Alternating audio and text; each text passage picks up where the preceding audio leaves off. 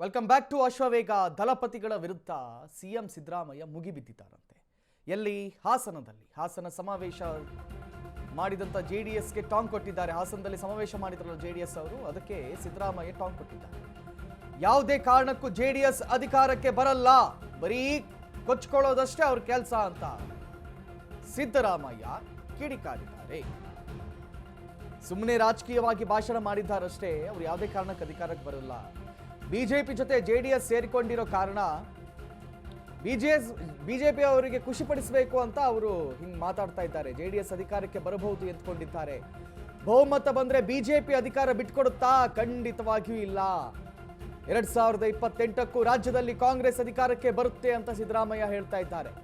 ಮೈಸೂರಿನಲ್ಲಿ ಮುಖ್ಯಮಂತ್ರಿ ಸಿದ್ದರಾಮಯ್ಯ ಹೇಳಿಕೆಯನ್ನ ಕೊಟ್ಟಿದ್ದಾರೆ.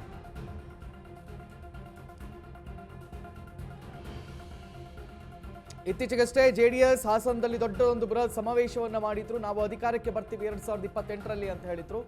ಅದಕ್ಕೆ ಸಿದ್ದರಾಮಯ್ಯನವರು ಟಾಂಗ್ ಕೊಟ್ಟಿದ್ದಾರೆ. ಯಾವುದೇ ಕಾರಣಕ್ಕೂ ಅವರು ಅಧಿಕಾರಕ್ಕೆ ಬರಲ್ಲ, ಅವರು ಸುಮ್ಮನೆ ರಾಜಕೀಯವಾಗಿ ಭಾಷಣ ಮಾಡ್ತಾ ಇದ್ದಾರೆ. ಬಿಜೆಪಿ ಜೊತೆ ಸೇರ್ಕೊಂಡು ಕೂಡಲೇ ನಮ್ಗೆ ಅಧಿಕಾರ ಬರುತ್ತೆ ಅಂತ ಎಣಿಸ್ಕೊಂಡಿದ್ದಾರೆ. ಬಟ್ ಹಂಗಾಗಲ್ಲ, ಅಧಿಕಾರ ಕಾಂಗ್ರೆಸ್ ಅಲ್ಲೇ ಇರುತ್ತೆ. 2028ಕ್ಕೂ ಕಾಂಗ್ರೆಸ್ ಗೆಲ್ಲುತ್ತೆ ಅಂತ ಸಿದ್ದರಾಮಯ್ಯ ಹೇಳಿದ್ದಾರೆ.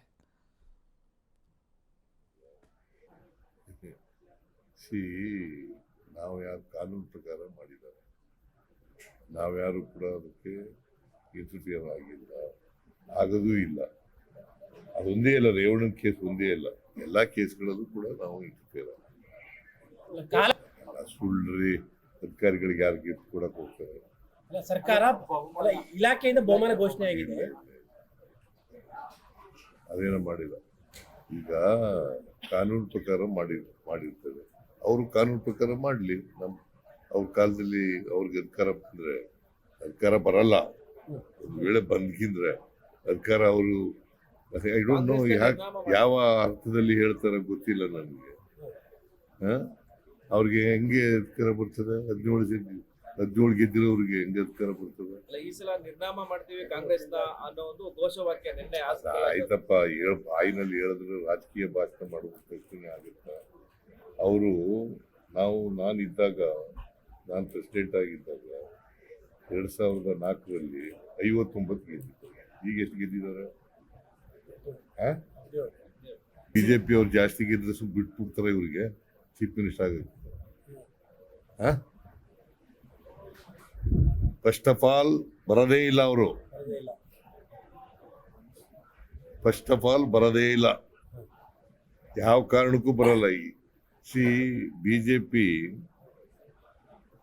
ಇವರಿಬ್ರು ಸೇರಿದ್ರು ಕೂಡ ನಾವು ಎಷ್ಟು ಗೆದ್ದಿದ್ದೀವಿ? 136 ಗೆದ್ದಿದ್ದೀವಿ. ಈಗ 140 ಆಗಿದ್ದೀವಿ.